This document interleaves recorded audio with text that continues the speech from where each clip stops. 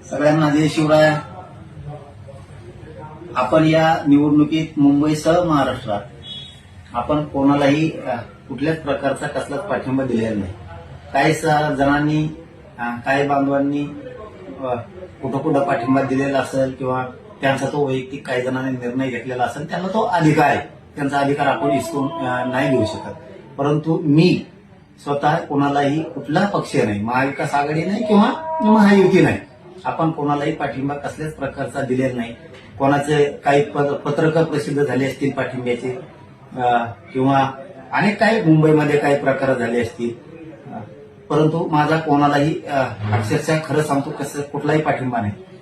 पूर्वीचे कधीचे काळीचे तरी कुठले व्हिडिओ काढलेत आणि त्या माध्यमातून कुठंतरी ते व्हायरल केले जातात, अशी काहीतरी एक माहिती मिळाली. म्हणून एक माझी सगळ्यांना नम्रपणे विनंती की आमचा कोणालाही कसलाही पाठिंबा नाही. कोणाचं काही पत्रक कोणी काढलं असून पाठिंब्याचं, त्या पत्रकाबद्दल सुद्धा ते त्यांचा वैयक्तिक अधिकार आहे, तो त्यांचा वैयक्तिक निर्णय. माझा म्हणून मी कोणालाही पाठिंबा दिलेला नाही. हे सगळ्यांनी बांधवांनी सगळ्यांनी समजून घ्यावं. ना महायुती ना महाविकास आघाडी.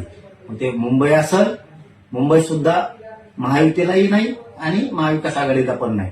आणि उर्वरित महाराष्ट्र सुद्धा ना महायुतीला आहे ना महाविकास आघाडीला आहे. कोणालाही माझा कसलाही पाठिंबा नाही, याची सगळ्यांनी नोंद घ्यावी. चळवळीत असणाऱ्या पोरांना मात्र सगळ्यांनी लक्ष ठेवलं पाहिजे.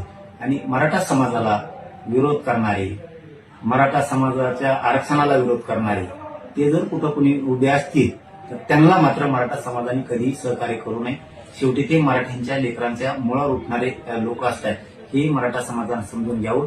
पुन्हा पुन्हा एकदा तेच सांगतो की पूर्वीच्या कधीच्या क्लिप बाहेर काढून ते आता व्हायरल करून पाठिंबा असं जर कोणी म्हणत असेल तर ते चुकीचं आहे. मी मुंबईसह महाराष्ट्रात कुठंही ना महायुतीला ना महाविकास आघाडीला कुठेही मी पाठिंबा दिलेला नाही.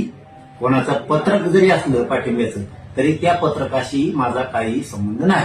धन्यवाद.